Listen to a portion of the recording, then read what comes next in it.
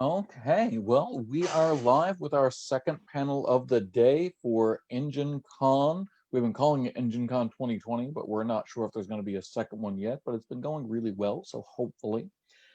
This one is on writing and the benefits and pitfalls of writing a multi-author project or a collaborative project where you're working with other authors. A lot of authors think of it as a solitary act or a work that's done alone, where you're the only one in charge, author authority, that kind of thing.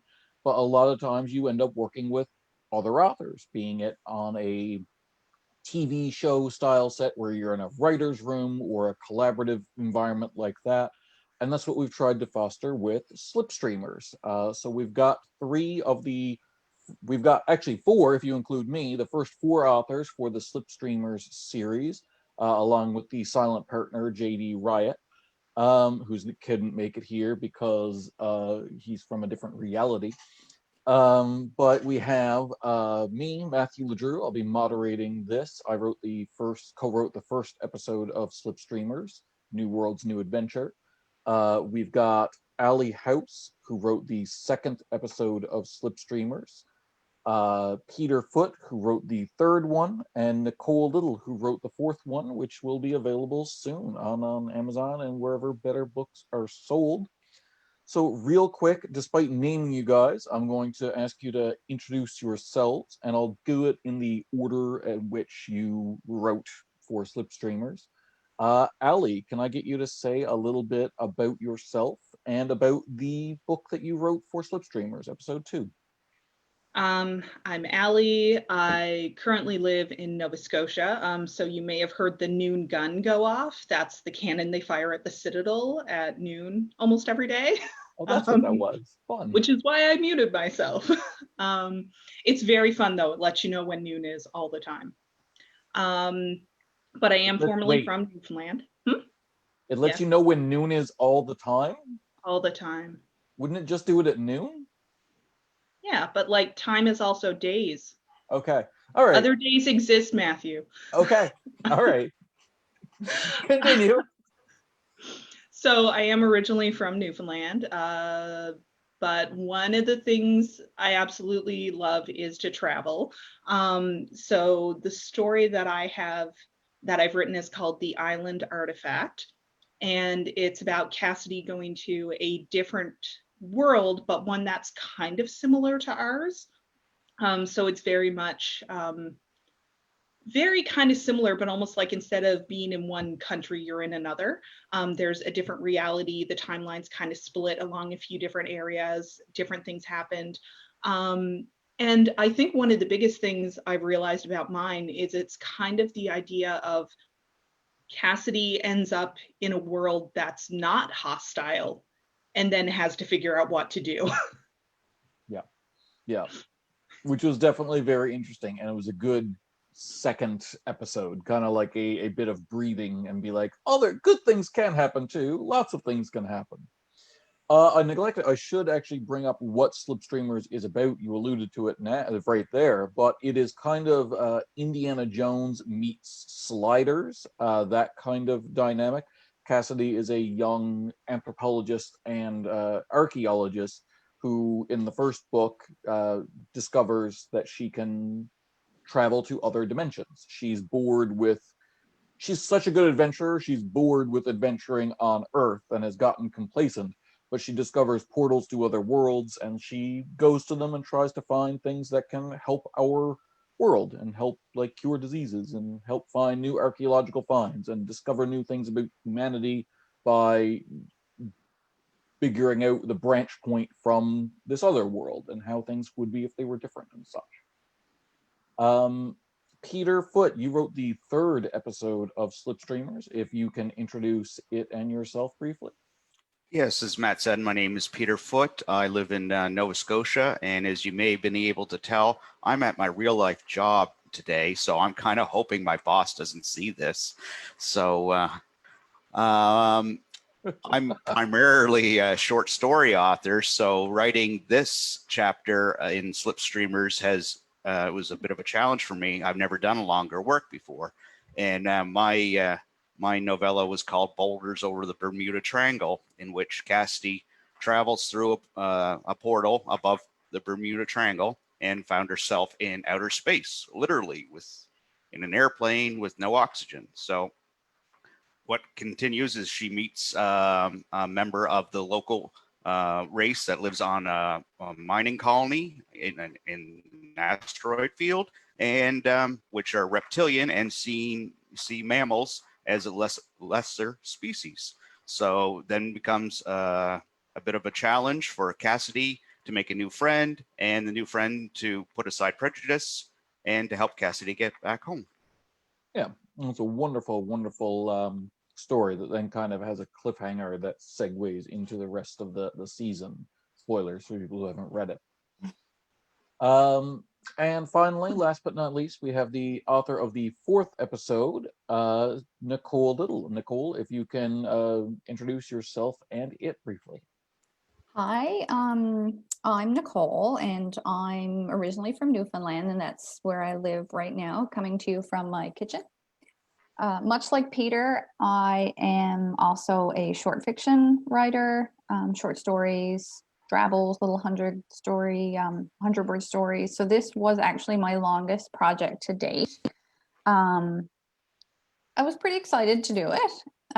It was a nice challenge. And I really enjoyed the whole concept of different authors working together on the same base idea. So my book is my novella is The Lotus Fountain. Cassidy stumbles upon the door that she goes through, and she drops into this world that looks really perfect. And after she's there for a little while, she realizes that it's all women. Which is why it looks perfect. Yeah. And it's really peaceful and quiet, and everybody's happy, and they're really self-sufficient. They have their own crops and things like that. And everybody seems really happy, but how are they making this happen? There are no men. Obviously, there are some technical difficulties. So yeah, maybe it's not so perfect after all. So Cassidy's got to kind of figure out what's going on in this world, if it's hostile or not. And there's also a few other little things in there that I don't want to say too much about because spoilers. Okay. All right. Sounds good. Well, that is lovely. So we've got a good cross section here of the beginnings of Slipstreamers. There are going to be, I think, 15 episodes throughout the year, throughout 2020 to 2021 season. We structured it like a TV season, and branching into the hows and whys of this, now that we've got the introductions done, it very much was, I've always had that goal to kind of write a series, a multi-author series, or head a multi-author series, or manage it where it's structured that way, because I love the way writers' rooms for TV shows are done, where you have a series Bible that's done by the people who created it, in this case JD Riot, and it's handed off to the writers, and we have a group chat where it's collaborative and we all talk about each other, shoot ideas back and forth. There's a Discord and things like that. But ideally, once you've got your idea, then you go off and write it, and it's tweaked by other people to make sure it fits in the continuity. But for a TV show, like, even though there's often one writer credited, many authors will have like thrown out ideas for that and lines of dialogue and stuff like that in the writer's room. Like, it's much more collaborative than a normal novel. And I like that kind of idea. I find that my best work comes from collaboration. So I wanted to ask first, Allie, as someone who's written multiple novels before, but also been involved in collaborative projects like theater and stuff like that, how did you find the collaborative process, the amount of materials you were given, just that kind of thing? Well, most of my writing before this has been novels or short stories. So writing something that was like 20,000 words was actually kind of fun because you get a bit more in depth, but it's not a 50 or 60,000 word novel, which takes time. In theater, it's a little different. It is very collaborative, but most of what I've done has been script-based. So you get the script and then you just bring something to the character, but the words are all there for you. So it's all in interpretation, intention, motivation. This was probably more like actual collaborative creation where, you know, people bring different things to it, you workshop ideas, and then you end up with a finished product. For me, writing in someone else's universe is a bit terrifying because I always feel like I'm going to get something wrong and I'm going to quote the wrong thing and I'm going to say something and it's just going to be like, but in the last episode. So it was kind of scary, but luckily I only had one episode before me. So that was brilliant. All I had to do was read episode 1 and then boom, I know exactly what's going on in the universe and the world so far. However, there was one moment where I wrote something into my story, but I didn't tell anyone what I was doing. And then by the time I let the little secret slip, it was too late and it had to be restructured. So always be communicating. Yeah, you not major spoilers, but there is a villain to the arc who is introduced in the epilogue of Peter's book, which is book 3, and you introduced him in a scene in book 2 without telling anyone. I really thought I had, and then it just turned out I just didn't. Which is brilliant. Yeah, and that's why we have editors, and you are one of the editors of Slipstreamers as well. I look over it for continuity, and then you go over it, and AJ Ryan as well. I should say we have a Slipstreamers committee who we also discuss things before we even bring it in up to the authors of like Laura Lana Dunn, Amanda Labonte, AJ Ryan, you, Ellen Curtis, just a kind of like a behind the scenes evil organization, if you will, you know, controlling Cassidy Kane's life, which is super fun. Maybe someday we'll be written in as like, you know, evil puppet masters or something like that. That'll be fun. Nikki can write that. Oh, I was going to claim it for my next story. Dang. Oh, okay. Dang. Nikki can have it if she wants it, though. All right. Yeah. Okay. Well, Peter, what did you find about the collaborative process? How did you come to it and find it? How is it different from what you usually do? Well, it was my first time at anything like this. I normally spend vast majority of my life, whether it's home or at work, by myself. So I spend most of my time between in here. So actually having the Facebook group where we could sit and chat and just bounce ideas off each other was great. We quickly realized that language was going to be one of our biggest stumbling blocks that we needed to get across, because if Cassidy's going to different dimensions, it's unlikely they're going to speak English with a Newfoundland accent. But, well, I mean, it's entirely possible. But so I, being lucky enough to be number 3, like Allie, I didn't have to worry a whole lot about what was before. So I was able to, okay, I don't have too many reins, so I'm going to, at least for my episode, nip the whole language thing in the bud. So, and I think some of that technology is going to carry over into future novels. So It does. Yeah. Yeah, no, it was fun. It was great working with people that come from a different skill set than myself, that things that seemed obvious to me didn't seem obvious to others that are writing episodes, and some that more experienced authors at longer form pointed out things that I never thought of. So it was a learning experience from Slipstreamers, but also a learning experience for me continuing on my career. Yeah, you're right. There are some things that we just didn't think of and that we really should have. Like just by default, most of the other writers, all the other writers wrote in past tense, third person per se. And when you submitted your draft, it was perfectly fine, but it was a wonderful story, but it was in present tense, third person, which was a very fun adventure for me to go through and just change every single like reference to time to be past tense, just to, and it wasn't wrong. It was just it needed to be consistent with the rest of the series. And if I'd had a brain on my head, we would have put that in the series information. But it's one of those things that I just assumed and didn't think about until, and I didn't realize until afterwards. And we're lucky, really, that nobody has like put it in first person yet, because there's nothing saying that you shouldn't, you know. It's just now there's a standard, I guess, like just because we made it up by the fact that we did it this way. But first person could be fun, actually. Yeah, I actually think that would work quite well. Yeah, you could do one from a different person's perspective, seeing Cassidy, or from Cassidy's perspective. You could do that for an episode or two. That could be fun.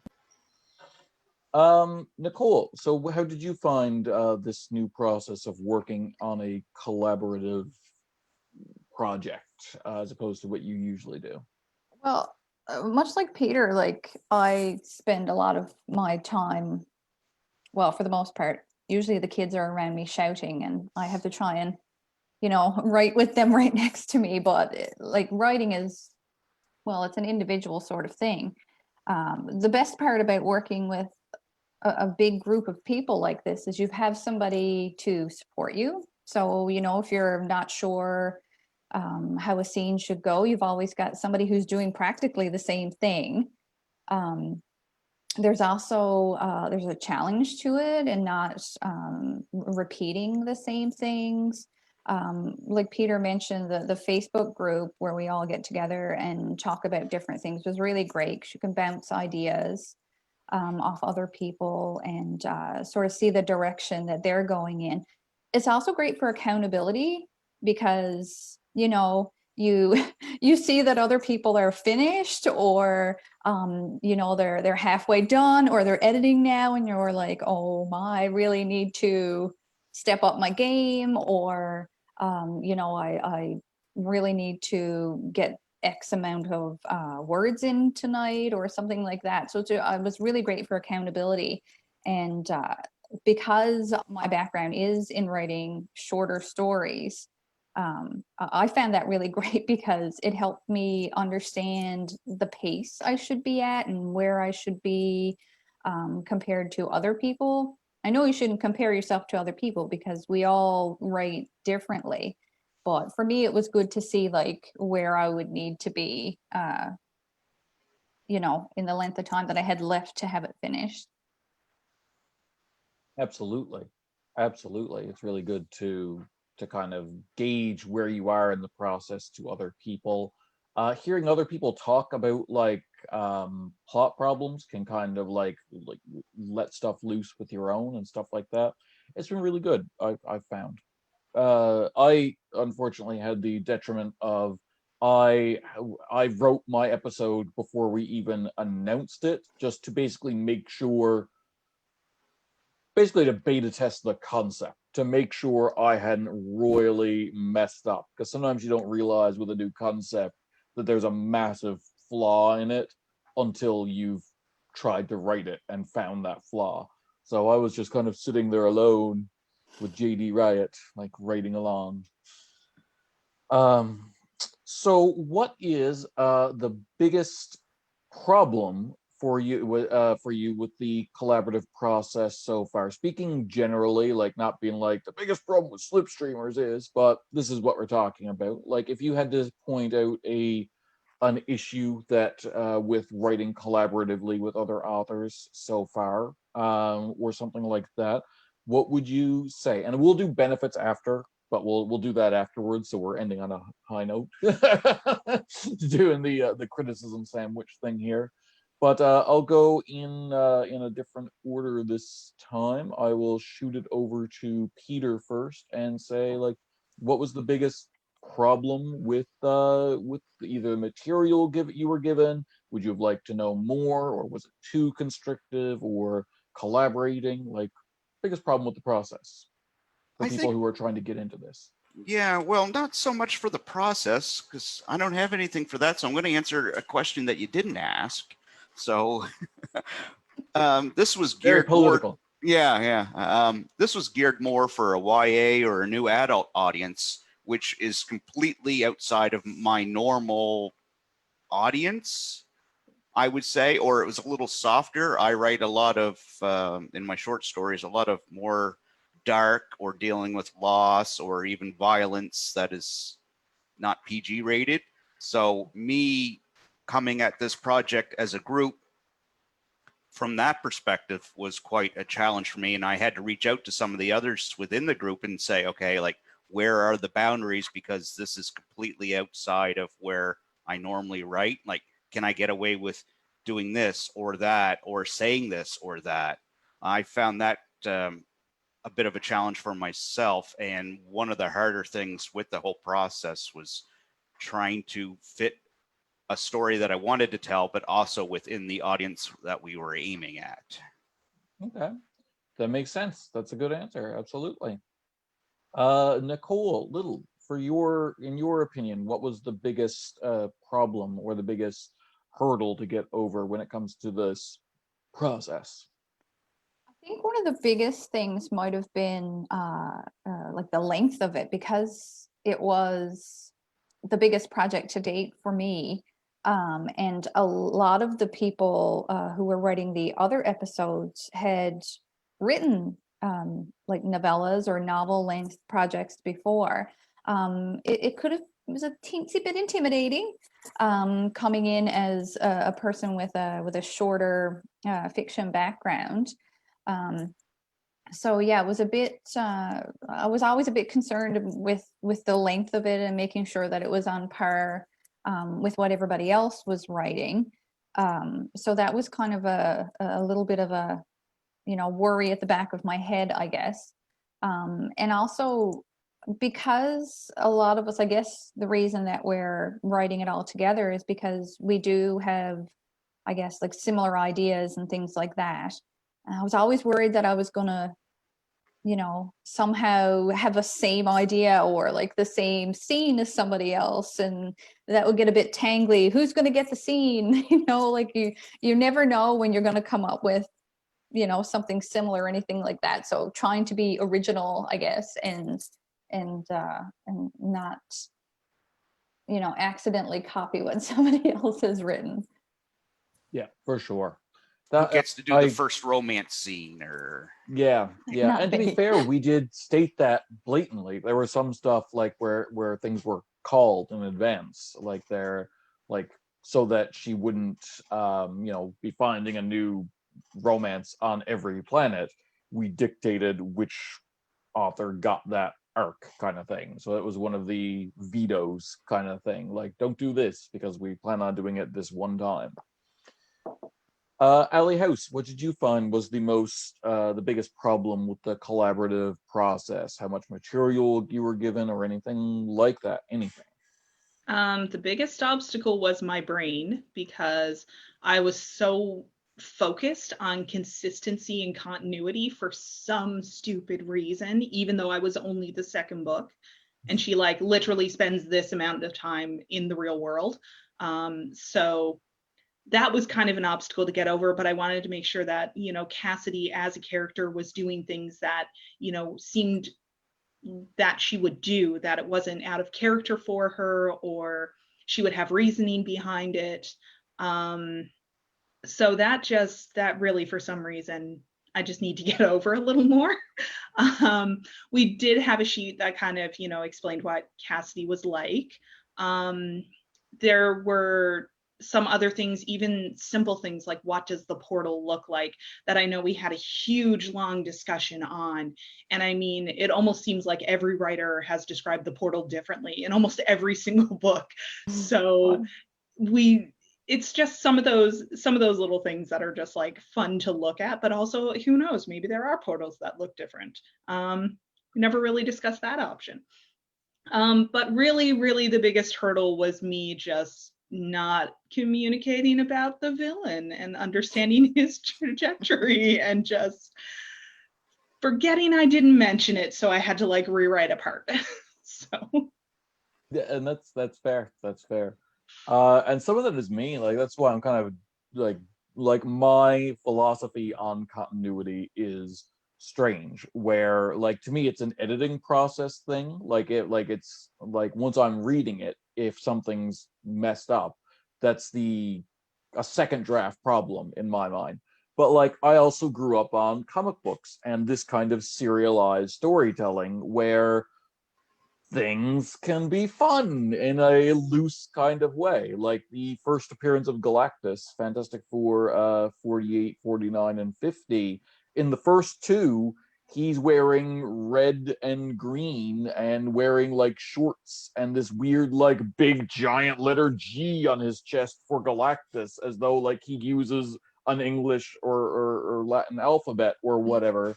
And it's just absolutely ridiculous. And then they realized that was ridiculous, and in issue 50, the third part, just changed it to the purple costume that it always has been. And if you're reading it in a like the graphic novel, it just changes mid-scene for absolutely no reason, and nobody talks about it because it's like, we decided to change the costume. Shut up. That's the answer to continuity from the old Marvel days, was shut up. Like, and I mean, I feel like this world is kind of it's a new world that we are kind of crafting together. So there's a lot of stuff where you just kind of have to ask questions and figure it out and decide later what it is. well, like Nicole Little did something really interesting with that, where like the premise of, and that's why we arranged things so that hers was the start of the second story arc, because in the first episode, by the nature of it, she spends a fair amount of time in the real world because she has to discover portals for the first time, which is a cool like first episode start of a story arc thing. So when we read hers and discovered that for the first good chunk, like she was in the real world or her base reality, that one had to be the start of the second story arc. That was shifted to episode 4. And she discovers, like Cassie discovers, some strange stuff on the real world and the base reality. So by the nature of it, that has to like carry forward. Like this X stuff, whatever weird thing it is that happened in the real world, now is possible to happen in the real world. And if it had been shifters or something like that, it's like, okay, I guess there are just shifters in the base reality of this world now, or whatever like that. And it's super fun. Like, Kind of ruined it. no, not at all. It was wonderful. It's contributing to it. Like, it's, you can only add, never subtract kind of thing. So to the reverse of this question, obviously, is what was the biggest benefit of the collaborative process to you, to this, like something that you got from it or got from the notes or whatever, basically the function of how this worked. What was the biggest benefit to your process? And I'm gonna reverse up the order again, try to remember a thing, and start with Nicole Little. I really appreciated all the support from everybody. That was really great. I felt like we got a great amount of information to start with, because I had read yours, Matthew, first, so I could get like a general idea of Cassidy and her personality and her state of mind. And then just from little bits and bobs that everybody else had mentioned, it gives you a well-rounded character. I like to make my characters a bit quirky or give them like some kind of flaw or something like that. So it was a bit of a challenge to try and like not make her too quirky. You know, like you want her to sort of be related. Well, you want your readers to sort of half relate in some way. So I didn't want to make it, go stray too far from like her original character. So having the option to discuss that with people and having the breakdown of, where the season was going to go, and even just having the titles and the genres that the other authors were writing in, even that was something that was helpful, because you would kind of see where everything was going to go and how it was going to work. So I thought that was really great, having, not only background information, but information along the whole journey. Absolutely. It gives you like a history to draw from where the character can seem three-dimensional right off Yes. the bat. Yeah. Yep. Yeah. Okay. Sounds great. Peter Foote, what was the biggest benefit to the process to you as far as you were concerned? In all honesty, it's the fact that we all know each other. While we might not have all met in person, we all have, through local writing communities online or in person, we all kind of know each other, at least what they do, what their strengths are, their weaknesses, personalities. We didn't have to really tippy toe around any authors. We didn't come in, it's like first day of school. It felt more like the first month of school. So we all kind of knew everybody, and it was that relaxed atmosphere. You didn't have to pussyfoot around. You could ask honest and truthful questions or give honest feedback when people asked for it. Yeah. In all honesty, that was, I think, one of the best benefits, is the fact that there was none of that first date jitters sort of stuff.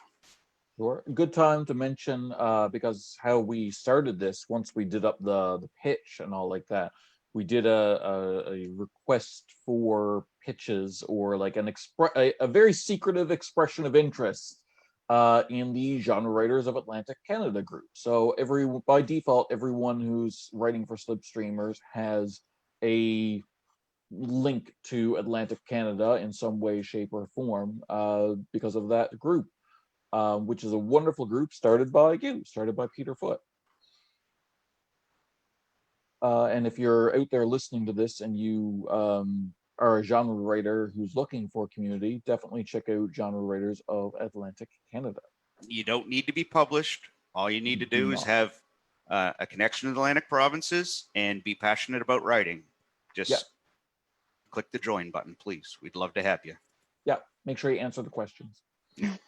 Ali House, last but not least, what was the biggest benefit as far as you are concerned for the collaborative writing process?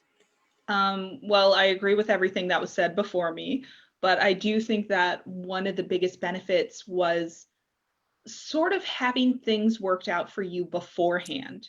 Like, you knew where the story was going to start with her finding a new world. You knew where the story was going to end with her getting out of it. So you kind of had this framework to already work around in. And then you had this whole area where you could just let your mind roam free and literally think of anything you wanted to do. But, you know, there was that kind of framework holding it up, so it wasn't a completely bonkers idea. Yeah, absolutely. Absolutely. I think we even provided like basic story structure, like the 8-point stuff, and gave an example. Like I broke down the first episode using it. And when all the authors were pitching, because it started out with a pitch, I encouraged people to do like the 8-point system themselves. So tried my best to kind of make it as much as like not all good novels follow structure. There are lots of good novels and novellas that don't. If you're going to exist within an existing series, we should know roundabout how each story flows and goes and what to expect of it and stuff like that. So I tried really hard to make that as presentable as possible, let's say. Did you find that stuff helpful, or was that stuff like too restrictive? I think Peter? Yeah, Sorry. no, speaking for myself, that was all new knowledge, because I've only ever done shorter stories to that point, where you have a beginning, your conflict, and kind of your resolution, and having a story structure and kind of where hit the high point sort of a deal, like what Cassidy should be doing or how she should be doing it, or where to insert conflict or that sort of thing, was all new knowledge for me that I've made use of since that pitch came out. Though I have learned that I'm no good at writing pitches, because apparently a pitch is supposed to be less than 3,000 words. Who would have known? Much. Unbelievably much. That's a short story. It is. It is. So that was quite a learning experience. Yeah. Turns out the pitch is not supposed to be more than 10% of the final product. Oops. Ali, sorry, you were saying about the story structure materials and stuff. I mean, I find that kind of stuff really interesting and I find it really helpful. And then some way through the process, I just completely and utterly ignore it and throw it away. That's what you're supposed to Because do. I don't think I ever sent you in my 8-point structure at all. I don't think you ever sent in a pitch. I think I was waiting for it, and because you're Allie House, Yeah. I was just like, it'll be fine. She always gets stuff done because she's one of the ones that we can absolutely count on to kind of get it in. So I think I learned what her story was about when she sent it in to me. I was like, oh, I'm glad this works. Oh no, she introduced the villain. Yeah, that was a great moment where it's like, oh, it's a story and it works. Yeah. So I feel glad for that. But yeah, I think mostly I try to follow a structure or I try to use it as a loose outline. But then at some point, I just read the story. And if I find a part is lagging, I cut it short. If I find I want more information about something, I make it longer. So I kind of throw it to the wind when I'm doing the final product. But it's helpful in the beginning when you have no sweet clue what you're doing or where to go. Hold on. This is amazingly good writing tips. I need to write this down. If it's too short, make it longer. If it's too long, make it shorter. That's genius. We should get that printed on t-shirts. On Brilliant. mugs. I will find you, Matthew. I have a set of skills. I imagine there's like to-do lists just off screen, like if wet, dry off. If dry, drink water. Okay, is Ellen near you? Because can she punch you? She's not. Ellen, please help me. Nicole Little, how did you find the story structure material sent? Was it helpful or was it too restrictive? Or Oh no, I sort of, I guess, envisioned it as like the structure of a house. So your walls and your floor, and your roof, just your basic skeleton of your house. So it's there to support everything else, and then you just have to sort of put things in the house, I guess, like your furniture and your wall hangings and stuff like that. But you still got that initial structure, that you can fall back on if you're, I guess, going a little off the rails, or maybe just to check back in to make sure that you're following along how you should. So I find it really, really helpful to have that base and just a starting point to go from. awesome, that's great. I like the So vision of that. yeah. I actually compare it to when I'm thinking about it mentally. I think of it as like a tailor or a seamstress, the dummy, like Oh yeah. the torso. That and the pins are the structure. And when you're making the dress or the garment or whatever, the idea is that once you're done, you can take it off the dummy and remove the pins, and it'll still stay together. Like, which is how I remember to, in a second draft, kind of remove evidence of the structure if I can. You know what I mean? Yeah. Like, don't name the chapter titles inciting incidents and stuff like that, like is often done in my first drafts. So it looks like Slipstreamers is going really well. The first 3 episodes I think are out now. Peter, actually let me know. Yours is not out yet. People can order the physical Thursday. copy. Thursday. Wow. Okay, this Thursday. Check out Peter's. But the physical copies always go up a bit early to give people a chance to order them and then receive them ahead of launch. Unless you ask your publisher to send you some, and then that doesn't happen, so you have to order them yourself. Well, I was busy, but yeah. So yeah, sometimes that happens. I was moving. I'm in a new house. And I lost track of that email. Absolutely. But it looks like things are going well, and we've already got some ideas of where we'd like to take season 2. I've actually already talked to Nicole Little. We were really impressed with her her 4th episode, so we've asked her to write the first episode of season 2, and are going to be talking to her about that as it goes on. And sadly, it'll be probably a bit more restrictive than than this one was, because it needs to like set up season 2. But we'll get there. It'll be fun. In case other authors want to join on the team, because eventually now that we'll have 15 episodes and a bunch of collections and stuff like that to say, hey, this is what we're doing, rather than a vague pitch on a chat group, what would you say to a new author, if you could, that was going to wanted to start with season 2? What advice or warnings would you give? And I will start with Allie, because I haven't started with her in a while. Read the books. Read it, get familiar with it, because if you pitch an idea that sounds fun but is completely out of left center, you've got to work it into the world somehow. So read the books, be familiar with what you're getting into, because 2 of them are out now.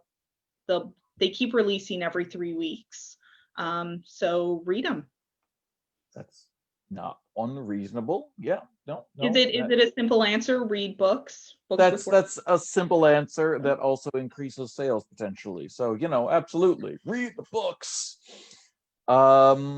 Next along clockwise, Nicole Little, what advice would you give to someone, an author that wanted to maybe jump into Slipstreamers for season 2? I would say don't be afraid to reach out to the authors of the first series. I can't speak for everybody, of course, but knowing pretty much everybody, we'd all be more than happy to answer any questions or concerns that you might have. But other than that, just go for it. It doesn't have to be perfect. Surely my pitch wasn't perfect. It was the first one I'd ever done. But you don't know until you try. Yeah. No, it was very good. It was a very good pitch, actually. All right, Peter Foote, what advice would you give a new author coming into Slipstreamers after this season? I guess I'm going to echo Allie. Do your homework, really. Research who you're going to pitch, whether it's the publisher, in this case, Engen, basically see who they are and what they do. Look at the titles and the series itself. Research Slipstreamers. What you may not have to read every episode, though you really should, because we get paid more. But actually, and reach out to the author too. Like Nicole said, because we all learned by doing it wrong, usually. So, well, maybe I'm speaking for myself, but reach out to the community, do your homework, and don't be afraid to try. Yeah, not being afraid to try is definitely a big thing. I mean, like from the pitch project, if the pitch is really off, we'll let you know, and then it won't go in, or we'll ask you to change it or pitch something else or something like that. And ideally, you'll get a pitch approved or denied before you start actually writing the thing. Like, it's not like you'll have a novella wasted because someone denied the pitch. Like, ideally, we would get back to you before you would do all the hard work of writing it. But honestly, like, my experience is that if a pitch is approved, everything else is just nitty-gritty details that can be tweaked. Like, even in the editing process, like, it's not even that you did something wrong, it's that on the next draft we tweak it for continuity and then send it to you to make sure you're okay with how we tweaked it. And if you want it to be tweaked back a little bit, then we find a thing in the middle. Like, if you don't like how we phrased the tweak, then you can rephrase it yourself, or stuff like that. My philosophy on continuity is very strange, and I get like, I feel like some of the authors who aren't on this panel got a bit panicked, like, dealing with it, like, because they had just like a million questions, like stuff like, I don't know, just like random stuff. This wasn't a real example, but like, is Cassidy allergic to peanut butter? And I'm like, because they want to have Cassidy eating a peanut butter sandwich, and I'm like, okay, but like, nobody's written her eating a peanut butter sandwich before, so you get to decide that she is or is not allergic to peanut butter right now. And that like, not being told that there is no answer, you got there first, so you get to decide right now the answer, was super stressful to some authors. They were like, what do you mean? But that's how it works on TV shows, you know what I mean? Like, on shows like Buffy the Vampire Slayers or something like that, like, there are episodes that are like in season 1, 2, or whatever, that are all through it, that are written by one person, and that writer never shows up on the series again. who contributed something to continuity, who like, and sometimes it's weaved in, and if it's popular, it becomes like a big part of the character, and sometimes it's just, oh, let's never mention this again. Like the season 2 episode of Buffy, where it turns out she had a best friend who died in the hospital, like, and was traumatized by it. That is never brought up again. This like pivotal moment that apparently like shaped her worldview and made her terrified of hospitals, never brought up again. Sometimes it's like that, and it's fine, but it's still a part of the canon, still part of who that character is. And I tried not to be restrictive about it. It was like, no, write what you want, and then it becomes canon. All that matters is that it doesn't change, like alter what came before or contradict what came before without having a reason for that contradiction. You know what I mean? So like Ali was saying, she had a very easy task because all she had to do was read my like 17,000 word novella. So she definitely staked that claim on purpose. She was definitely like, oh, there's going to be a series, episode 2, mine, no one else's. We're like, It's so much easier to write an episode 2. yeah, Like yeah. much less. All the research hard to work do. is done from episode 1 of setting everything up, and you don't have to worry about continuity. She knew what episode to call. Although, can I say there has been, like, in some stories, there has been a heavy emphasis on food. So if anyone wants to give her an allergy, maybe not food-based. Yeah, maybe go read Allie's story because she ate every food imaginable in that story. There are some that describe food so well, and it just makes me hungry. Yeah, that makes perfect sense. Yeah, so I'll end off just by we've got a few minutes left there. We'll end a little bit early. We started a little bit early, so we won't keep you guys for more than an hour there. But again, thanks so much for writing and contributing to this, and we hope you guys stick around for season 2 and stuff like that. And hopefully the idea of this is that if you get interested in this series, which is very much geared toward all readers, that you'll check out those authors' other work. Like Ali has 2 novels out, Peter and Nicole each have a bunch of short stories, some of which will be reprinted in the physical copies of their individual episodes. Like Peter has 8 short stories in the back of his. Nicole will have Nicole will have a few in the back of hers. I didn't tell Ali, but the first chapter of The Sixth Elemental is previewed for a book that's been out for 4 years in the back of her episode. I'm the publisher, I'm allowed. But yeah, no, it's super good way to get introduced to new authors and find out who you like. I used to love it when different franchises did that, like the Star Trek novels, where each one was written by a different person, but it was a continuing series, or the old Marvel Comics novels like that. They were fun. Good way to get introduced and see who you like and who you do not, but you won't find any you do not in ours. Yeah, so before we go, I guess just your experience writing Slipstreamers or your during this, and then we'll let you guys get back to working on season 2. Peter, how has your experience been writing Slipstreamers, doing this panel, whatever, say a goodbye message, whatever you want to say? I enjoyed the process. I look forward to putting a correct pitch in for season 2. Yes. I do have another idea. Whether or not it works, that's besides the point. But like I say, doing this has actually opened up opportunities for me.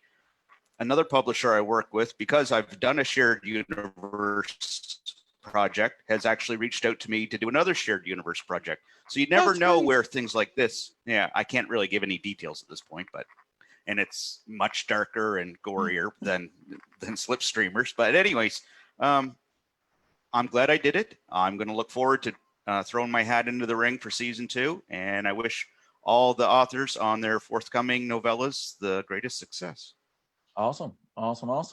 Nicole Little, same thing. Do you talk? I can't remember what I said to Peter now, but like a goodbye message or a sum up or whatever you want to say about Slipstreamers or the process or this panel or anything like that. It was a really great experience. I actually wrote the majority of it in the lead up to having surgery. So yeah, it was I don't know, it really helped me focus and put my mind onto something else. And so it was really great for that. I'm super excited about writing for the second season. I've got some what I hope are great ideas for it. Yeah, overall, really great experience. Loved working with all of the other authors.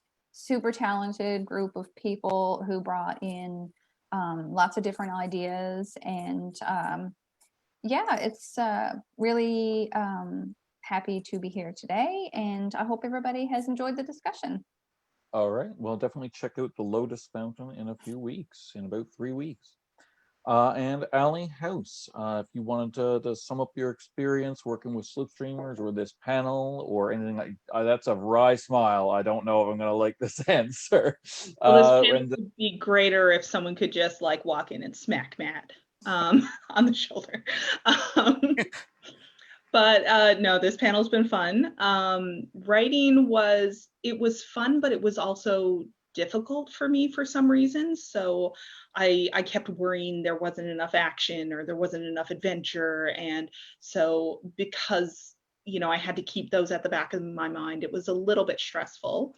But I will say, I have actually edited a few stories that are coming up in the future. And it has been a lot of fun reading what other people have written. It's been wonderful being in the group and getting all of these ideas and just seeing how excited everyone is about the project.